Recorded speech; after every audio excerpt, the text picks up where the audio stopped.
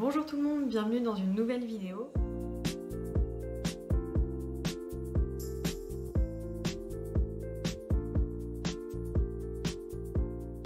Aujourd'hui, on se retrouve pour que je vous recommande des romans historiques. J'avais envie de faire une deuxième partie tout simplement parce que j'en ai lu cette année et qu'il y en a certains que j'ai envie de lire et j'avais envie de vous les présenter. On va commencer tout de suite par une maison d'édition que j'affectionne particulièrement et dont je vous ai parlé très souvent. C'est les éditions Hurlevent et elles sont un peu spécialisées dans l'historique et du moins j'ai lu énormément de romans de chez elles, quasiment l'intégralité.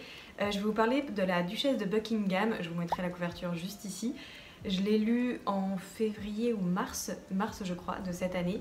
Et j'avais vraiment beaucoup aimé. Je vais prendre mon ordinateur pour vous faire le résumé. Ah oui, j'ai oublié de vous dire, c'est de Shannon Malka. Angleterre 1841, Helena Quincy, fille du comte de Winchester, mène une existence paisible au cœur de la campagne anglaise dans un écrin de verdure qu'elle se plaît à parcourir à cheval, au détriment de ses leçons d'étiquette dont elle se passerait volontiers. Mais le calme de son quotidien est brisé lorsqu'elle assiste dans la ville de Southampton, je déteste dire le nom de cette ville, à une scène d'une rare violence entre un maître d'œuvre et son employé, un enfant d'à peine 10 ans. Cet événement bouleverse Helena qui ne parviendra pas à retrouver la sérénité avant d'en avoir apporté un peu à ses enfants. Une décision qui l'amène bien malgré elle dans l'entourage de la reine Victoria.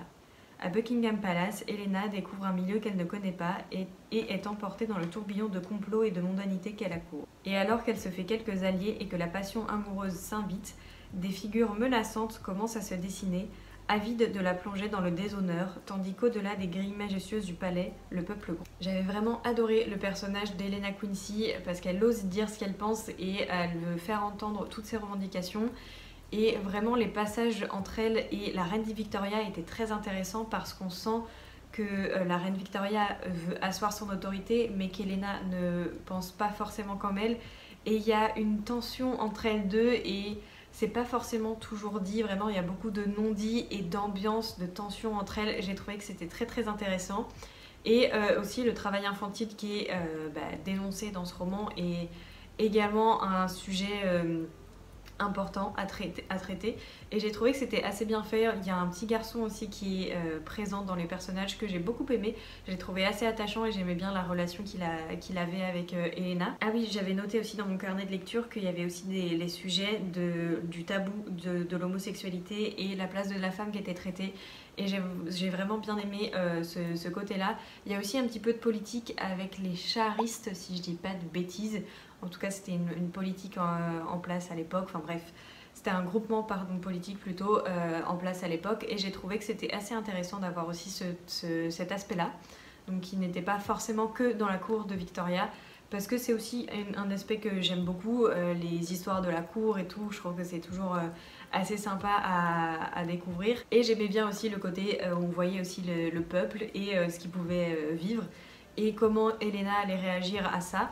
Parce que elle aussi, comme c'est dit dans le résumé, elle a vécu toute sa vie dans un écrin de verdure assez protégé et là elle fait face à tout ça. Il y a toute cette dualité entre ce qu'Helena a vécu et ce qu'elle va découvrir. J'ai vraiment beaucoup aimé, ça rend aussi le personnage et son évolution assez intéressante et elle prend conscience de la chance qu'elle a eue et de ce qu'elle peut faire pour aider. Donc j'ai vraiment bien aimé cet aspect-là. J'ai lu cet été Nuit d'orage à Haute-Rive de Juliette Galliani et c'est un roman que j'avais vraiment beaucoup aimé aussi. Là ça se passe à Lyon en 1954, donc été 1954. Comme chaque année, l'illustre famille des Bellamy se retrouve dans la demeure de Haute-Rive. Pendant 2 mois, la villa devient le théâtre des réceptions les plus grandioses de la région. Mais derrière les regards affables et les coupes de champagne, les sourires transpirent de rancœur. Et bientôt, les tensions entre les générations enflent au même rythme que la température, jusqu'à l'éclatement le plus funeste. À Haute-Rive, la royauté ne porte pas de couronne. C'est un roman que j'avais vraiment beaucoup aimé. Donc là, on est sur une ambiance tout à fait différente de la Duchesse de Buckingham. Donc on est sur une famille avec beaucoup de rivalité et de tension. Ce que j'avais beaucoup aimé, c'est qu'au tout début, il y a un arbre généalogique et ça m'a permis de bien me repérer parce que là, on va suivre essentiellement les petites filles et notamment une. Donc en petite fille, il y a Gabrielle, Hortense, Adèle et Éléonore. Je ne vais pas vous dire la petite fille qu'on suit le plus, parce que c'est aussi ça qui est intéressant. Ce que j'avais bien aimé aussi, c'est la gestion de la tension dans le roman, parce que plus on avance dans le récit, plus la tension est forte. Et c'est ce que j'avais beaucoup aimé. Et il y avait aussi cet aspect avec le titre qui est très bien trouvé. L'orage se profile autant dans la famille que dans la météo, et vraiment le point culminant arrive au point culminant de l'orage de la météo. C'est pas très bien dit, mais en tout cas vraiment le point culminant où on voit vraiment cette soirée sombre et orageuse est tellement bien proportionnée avec la météo reflète tellement ce qui se passe dans la famille et les drames qui s'y jouent et les tensions, les jalousies, enfin c'est une très très forte histoire de famille qui en apparence est vraiment toute lisse. Et on se dit qu'on a envie d'être avec eux parce qu'ils ont la richesse, la bonne vie.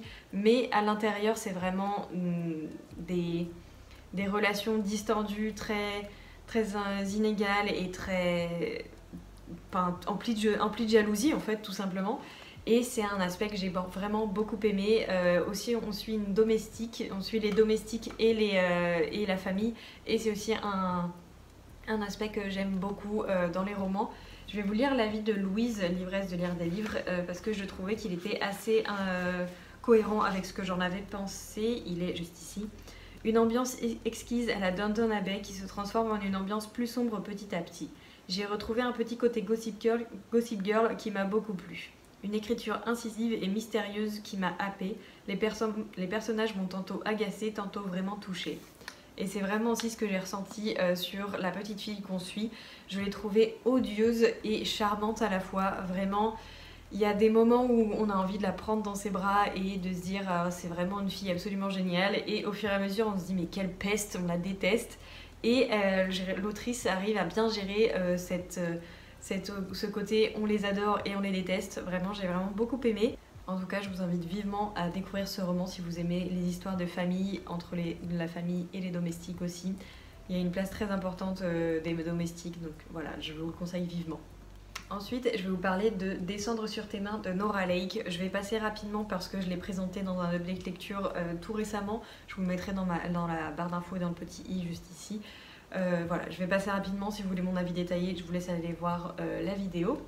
Mais pour vous faire le résumé, je vais lire aussi directement. Angleterre fin 19e. Une jeune orpheline recueillie par un étrange tuteur. Un manoir lugubre prenant racine au cœur de la forêt. Des amours scandaleuses, des portes qui s'ouvrent et d'autres qui restent closes, une partie d'échecs qui s'éternise. Au-delà des apparences, la danse peut s'avérer macabre. Celui-ci, je l'ai lu en octobre et j'ai adoré. Ça a été un immense coup de cœur parce que j'ai trouvé la gestion, là encore, de la tension et des personnages, du macabre, de cette espèce de manoir qui fait vraiment très flipper. J'ai adoré, je l'ai pareil bouffé en 2 jours. J'ai trouvé que du coup on suit Alice qui est une jeune orpheline de 12 ans et on la suit jusqu'à ses 18-20 ans à peu près.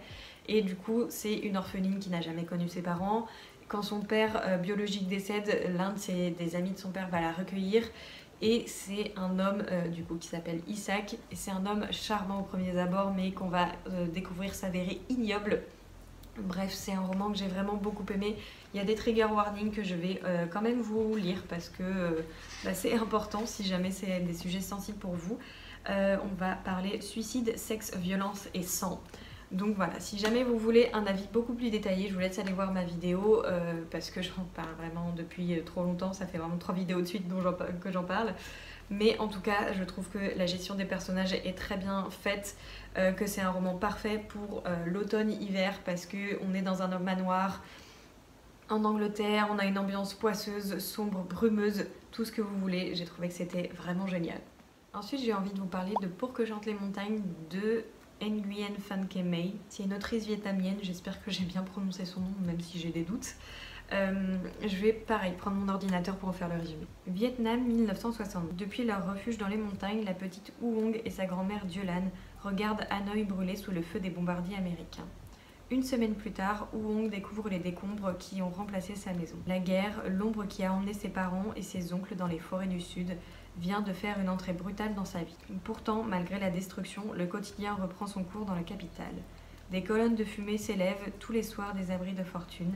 Les éclats de rire des enfants résonnent et peu à peu, les vétérans reviennent du front. Mais derrière la joie des retrouvailles, Woo-hong entrevoit les sombres souvenirs qui pourraient déchirer sa famille comme les souffrances déchirent sa patrie depuis des décennies. Ici, on va suivre une double temporalité. Tout d'abord, on va suivre Woo-hong, la petite fille, donc avec la guerre du Vietnam actuelle, et également Diolan dans ses souvenirs, donc la grand-mère, qui va lui expliquer comment était sa vie, et c'était au moment de la Seconde Guerre mondiale, je crois, si je dis pas de bêtises. Donc on va suivre Diolan avec comment elle a vécu avec ses parents, comment elle a fait quand elle s'est mariée avec ses enfants, pourquoi elle a dû fuir, etc.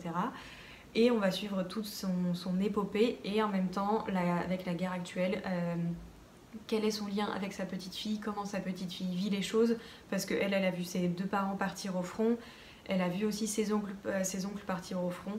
Donc j'ai trouvé que c'était une histoire familiale extrêmement intéressante. Le Vietnam, c'est un pays que je ne connais vraiment pas, j'y suis pas allée, et c'est pas une histoire, enfin je connais pas l'histoire du Vietnam, donc j'en ai appris beaucoup. J'ai vraiment adoré les personnages, j'ai trouvé qu'ils étaient très bien faits, et j'ai bien aimé la connexion qu'il y avait entre la petite fille et sa grand-mère. C'est une chose aussi que j'aime bien retrouver dans les romans, les liens intergénérationnels. Et là aussi j'avais fait un reading vlog où j'avais lu du coup Pour que chantent les montagnes et Daisy Jones.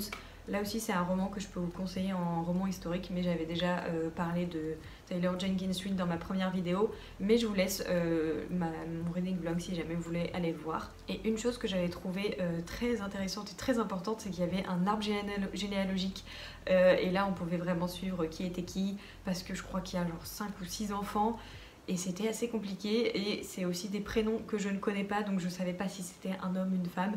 Donc avoir un arbre généalogique de référence, c'était une très très bonne chose. C'est également un livre qui m'a fait énormément pleurer, donc vraiment préparez vos mouchoirs si jamais vous voulez le lire. Alors je sais qu'il y a un roman qui va être publié dans peu de temps, je sais pas encore quand, mais je sais qu'il va y avoir un nouveau roman de l'autrice prochainement, je crois que c'est aux éditions Charleston, je pense, comme le premier. Mais en tout cas, je m'y pencherai parce que j'avais vraiment beaucoup aimé la plume de l'autrice. En tout cas, c'était un gros coup de cœur pour moi, et je vous invite vivement à le lire si jamais vous avez envie de découvrir l'histoire du Vietnam à travers un roman. Le prochain roman dont j'ai envie de vous parler, c'est Le silence d'Isra de Etta Froome. Là aussi, je vais vous faire le résumé via mon ordinateur, ce sera beaucoup plus simple. Palestine, 1990. Isra, 17 ans, préfère lire en cachette et s'évader dans les méandres de son imagination, plutôt que de s'essayer à séduire les prétendants que son père a choisis pour elle. Mais ses rêves de liberté tournent court. Avant même son 18e anniversaire, la jeune fille est mariée et forcée de s'installer à Brooklyn, où vivent son époux et sa nouvelle famille. La tête encore pleine de chimères adolescentes, Isra espère trouver aux États-Unis une vie meilleure, mais déchante vite. Les femmes sont cloîtrées à la maison avec les enfants, les maris, peu loquaces, travaillent jour et nuit. Invisible aux yeux du monde, la jeune fille, autrefois rêveuse, disparaît peu à peu face à la tyrannie de sa belle-mère et la pression étouffante de devoir donner naissance à un fils. Mais, comble du déshonneur, Isra ne met au monde que des filles, dont la fougueuse Deya. Brooklyn 2008. Deya, 18 ans, est en âge d'être mariée. Elle vit avec ses sœurs et ses grands-parents qui lui cherchent déjà un fiancé. Mais la révolte gronde en Deya, qui rêve d'aller à l'université et se souvient combien sa mère était malheureuse, recluse et seule. Alors qu'est révélé un secret bien gardé, Deya découvre que les femmes de sa famille sont plus rebelles que ce qu'elle croyait, et y puise la force de changer enfin le cours de son destin. C'est un roman d'une autrice palestinienne, donc vous imaginez bien que je trouve que c'est important de le lire, surtout à l'heure actuelle, et surtout vu ce qui se passe en Palestine. On va suivre cette double temporalité entre Isra et sa fille Deya, et j'ai trouvé que c'était très fort. C'est un roman qui fait beaucoup pleurer, il y a beaucoup de trigger warning.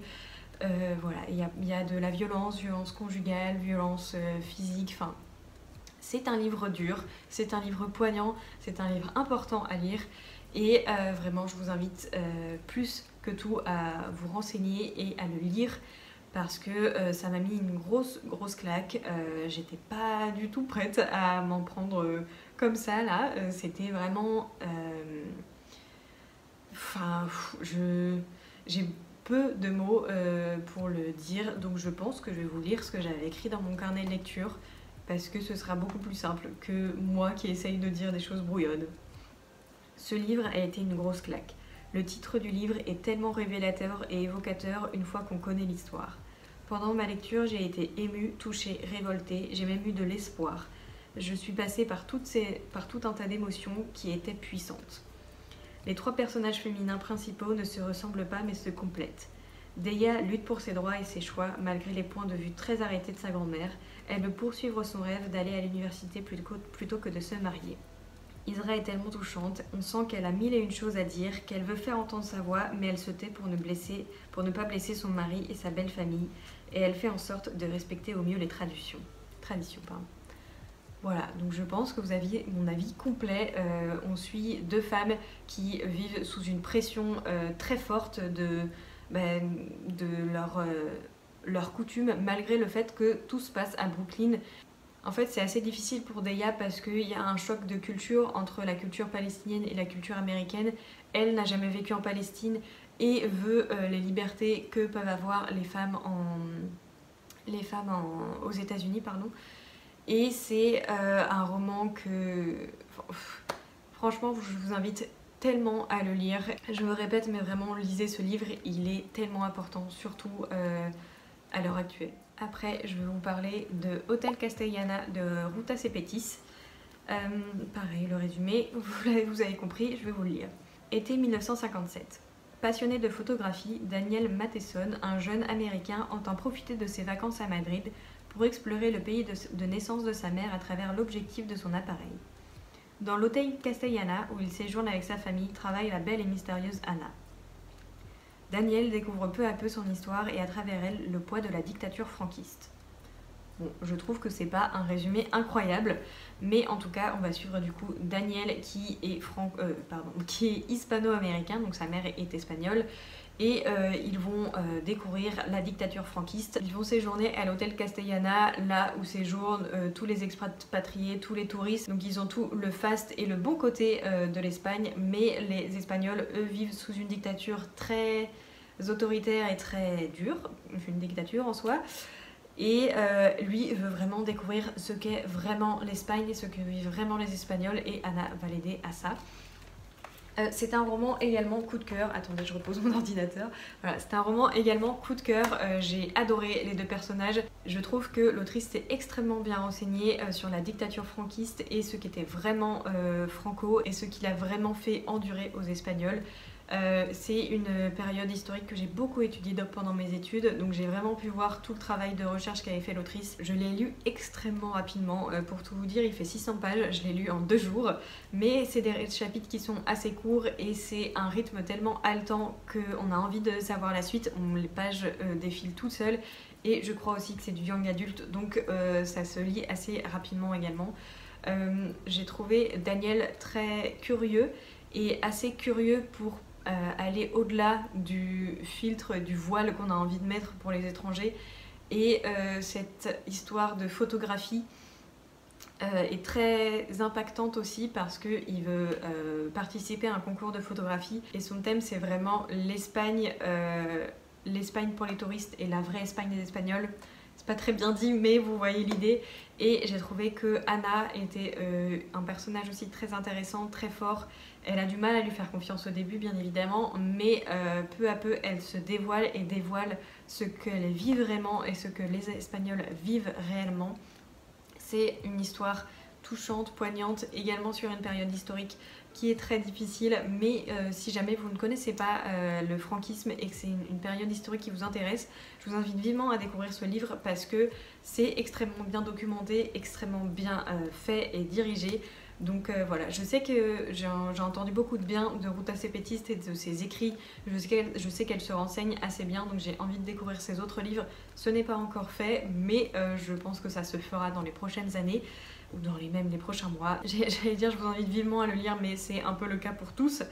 Et voilà, je relis un petit peu ce que j'ai écrit dans mon carnet de lecture et je vois...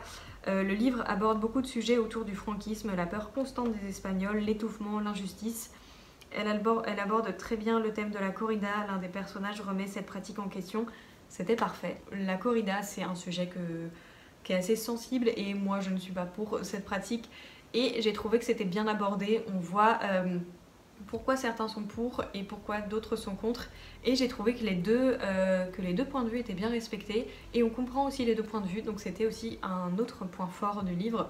le fait d'avoir les deux points de vue qui étaient aboutis et respectés. Voilà. Et maintenant on va passer au roman que j'ai envie de lire. On va d'abord faire rapidement celui-ci, c'est le dernier Hurlevent que j'ai en ma possession. Oulala. On va y passer rapidement aussi parce que j'en ai parlé, pareil dans une de mes dernières vidéos, je crois que c'est la dernière. C'est Les Fêlures de Wakefield Manor de S.A. Yarnand. Ici on est en 1910 en Angleterre. Honoria Belfort, jeune veuve de 27 ans, accepte un poste de préceptrice à Wakefield Manor dans les paisibles Cotswolds. Entre les murs du manoir, les mystères se dessinent et les bouches se condamnent au silence. Et tandis que les cœurs s'embrasent, la tragédie se profile. Deux ailes d'un manoir, l'une habitée par la duplicité, l'autre par les ruines. Saurez-vous trouver les réponses parmi les vestiges du chagrin? J'avais déjà lu un roman de l'autrice, le premier roman qu'a publié les éditions Hurlevent. C'était Le cœur singulier de Millie Davis. C'était l'une de mes meilleures lectures de l'année 2022. Je vous relaisse le reading vlog si jamais ça vous intéresse. Donc là j'ai très envie de le lire pour cette fin de mois de novembre. Je vais me dépêcher parce que j'ai un livre en cours et j'aimerais le terminer en novembre. Mais bon, comme je vous l'ai déjà dit, c'est des romans que je lis assez rapidement. Je pense que celui-ci va pas faire exception parce que pareil, c'est un univers que j'aime beaucoup, l'Angleterre 1910. Je sais que c'est un univers qui a l'air assez brumeux, un manoir, bref, tout ce que j'aime. Donc ça va se lire assez rapidement. Un roman que j'avais gagné en concours, donc c'était un concours de Louise, l'ivresse de lire des livres. C'est Le réseau Jane de Heather Marshall. Je ne sais plus trop de quoi on parle, je crois que c'est aux États-Unis et on va parler d'avortement. Je vais vous lire le résumé. Si vous ou une de vos amies tombe enceinte alors qu'elle ne le souhaite pas, vous devez appeler le médecin et demander Jane. Jeune étudiante à l'université de Toronto, Nancy Mitchell se raccroche désespérément à ces mots lorsqu'elle découvre sa grossesse en 1980.